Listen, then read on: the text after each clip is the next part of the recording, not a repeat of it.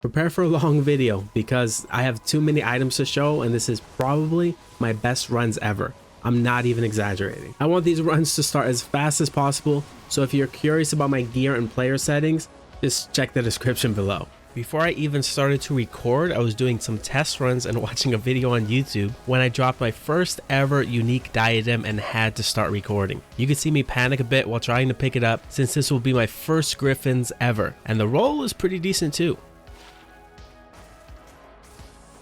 My first official drop comes on my third run. While it looks like an ordinary pair of rare boots, these managed to roll 30% to faster run rock with triple resistances and 15% to magic find.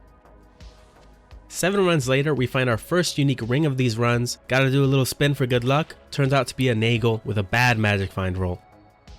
4 runs later, on run 14, after a very fast Diablo kill, we drop a unique Elder Staff, which will be Ondo's Wisdom, which is pretty unique, being one of the only items to provide a bonus to experience gained. Around 20 runs later, on run 35, we find a unique Scourge, which will identify as Horizon's Tornado, and we also found a pair of Mage Fists.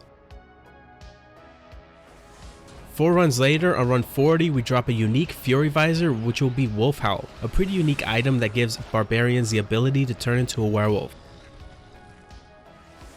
5 runs later, we find a unique Sacred Rondash, which will be Alma Negra.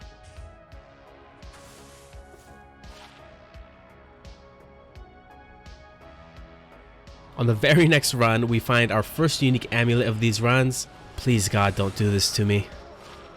Oh shit. Here we go again. Around 20 runs later, on run 67, we find our first High Rune, which will be an Ohm Rune. And yeah, first High Rune. There's another High Rune coming soon. On run 74, we managed to drop a Rainbow Facet. You always gotta spin before I identify. Thankfully, it rolls cold and with decent stats. I wouldn't mind using this on my sorcerers. Less than 10 runs later, we find our second unique amulet of these runs. Don't do this to me again. Oh, thank God. Mahimok. We're on a bit of a roll lately because 2 runs later we managed to drop a unique Lich Wand, Bone Shade. Very useful for bone necromancers for its numerous skill bonuses. While doing these runs, the area became terrorized, and thank God, because we managed to drop an Arachnid's Mesh on the first terrorized run.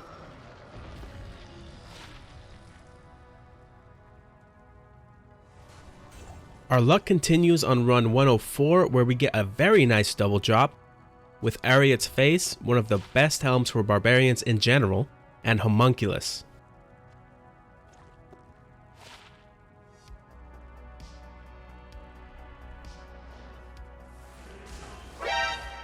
Oh my God, I forgot to set my game to private.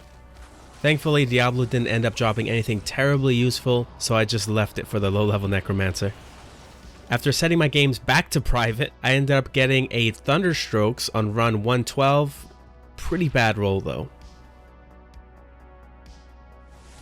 8 runs later, on run 120, we managed to find a Sur Rune, which will be our second and last High Rune of these runs. A handful of runs later, we drop a unique Bone Knife from Diablo, which will be Wizard Spike. My luck today was unreal because 4 runs later I find a Geed's Grand Charm, which ends up being probably the best one I've ever found.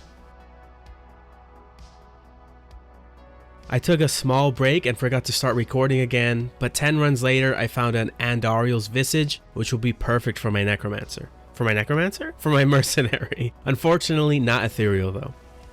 18 runs later, on run 158, we find a unique Destroyer Helm from a monster pack, Demonhorn's Edge.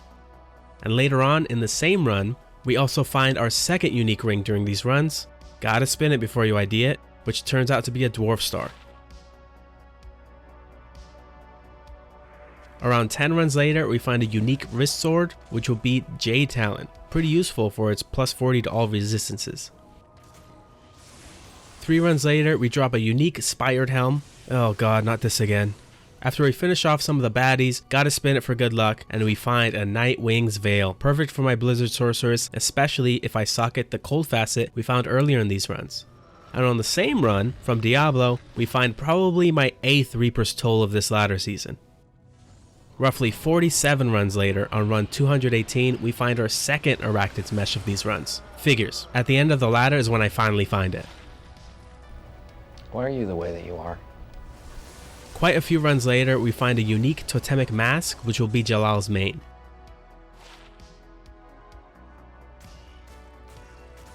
Our final drops come on run 245 with an Rune, and from Diablo we find a unique Templar cloak, which will be Guardian Angel.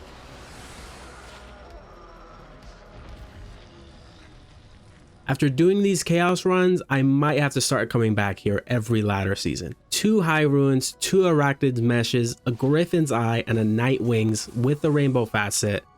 It's just crazy. If you're curious how I geared up my Amazon to do these runs, check out this video here where I killed Eldridge and Shank 500 times and dropped a Burr Rune, which allowed me to create an infinity for my mercenary. And if you've made it this far, I really appreciate the support. Don't forget to subscribe for more Diablo 2 and Diablo 4 content. And as always, my name is Artos. Thank you all for watching, and I'll catch you guys on the next one.